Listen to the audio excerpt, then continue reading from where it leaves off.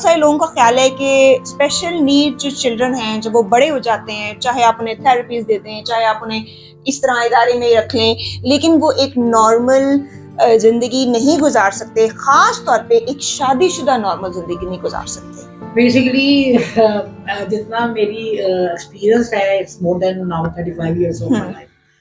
तो मैंने तो उनकी शादियां होते भी देखी हैं और इनकी देखी होते भी देखी हैं। ओके।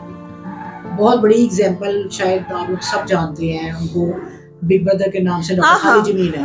उनकी एक हेल्दी लाइफ है, उनके बच्चे हैं और वो व्हीलचेयर पर थे और उनकी मेजर बैकबोन इंजरी, लेकिन वो मेंटल डिसेबिलिटी का शिकार नहीं थे। मेंटल डाउन सिंड्रोम को मैंने देखा है शादियां करवाते हुए। अच्छा ठीक है। और डाउन सिंड्रोम बहुत माइल्ड जब होता है तो वो अगर अंडर डॉक्टर्स एडवाइस, ठीक है, बेसिकली डॉक्टर्स एडवाइस होनी बहुत जरूरी है। ओके। अगर उसके कोई डॉक्टर उसको देख रहे हैं तो मैंने देखा है और they can have a child है, उनकी प्रॉपर कंसल्टेशन, रिहैबिलिटेशन पे थेरेपी चलती है, देन वो हम कह सकते हैं कि ऑब्वियसली एक नॉर्मल पर्सन की तरह तो नहीं, लेकिन उनके हद तक वो आराम से जी सकते हैं। अच्छा, क्या हमारे मुआशरे में जो तबकाती फर्क है यही नहीं डिपेंड करता, यही नहीं डिफाइन करता कि क्या इस बंदे ने डिसेबिलिटी के बावजूद भी एक हैप्पी जिंदगी की तरफ जाना या नहीं? मैंने बहुत से डिसेबल बंदों को इशारों पर, व्हील चेयर पर अर्निंग करते देखा है। ओके, ठीक है, वो रुमाल भी बेचते हैं, वो बॉल पॉइंट भी बेचते हैं। ओके। लेकिन एक सिंपल डिसेबिलिटी के साथ मैंने मांगते हुए भी देखा है।